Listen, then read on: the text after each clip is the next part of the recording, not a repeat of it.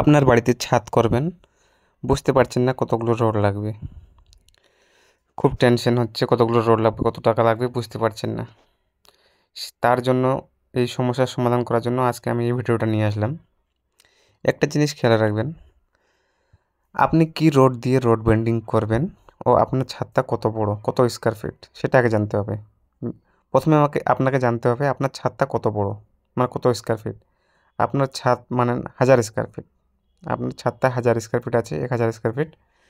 তো আপনি যদি 12 mm রড দিয়ে বিমের রড বাঁধেন ও 8 mm দিয়ে রিং করেন ও স্ল্যাবে 10 mm ও 8 mm দিয়ে যদি বিছানি করেন, স্ল্যাব বাঁধেন, তাহলে আপনাকে 1 কুইন্টাল 25 কেজি করে রড ধরে যেতে হবে। তার মানে 100 স্কোয়ার ফিটে যদি 1 কুইন্টাল 25 কেজি রড লাগে, তাহলে আপনার 1000 স্কোয়ার ফিটে 12 কুইন্টাল রড লাগবে।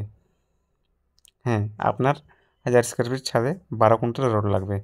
আর সিমেন্ট, আপনার সিমেন্ট লাগবে যদি 1000 স্কোয়ার ফিট হয়, তাহলে আপনার 80 বস্তা সিমেন্ট লাগবে, মানে 80 ব্যাগ সিমেন্ট লাগবে।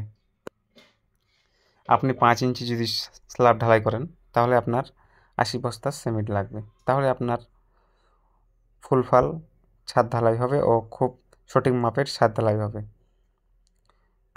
আশা করি এই ভিডিও দেখার পর আপনাদের আর কোনো সমস্যা হবে না। আর ঢালাইয়ের সময় একটা জিনিস মাথায় রাখবেন, টিউবওয়েল বা মার্শালের জল ব্যবহার করবেন, তাহলে সিমেন্টটা খুব ভালো বন্ডিং হবে।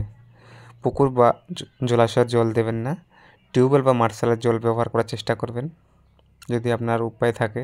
আর না থাকলে তো বিকল্প বুদ্ধি না থাকলে তো দিতেই হবে, কিছু করার নাই।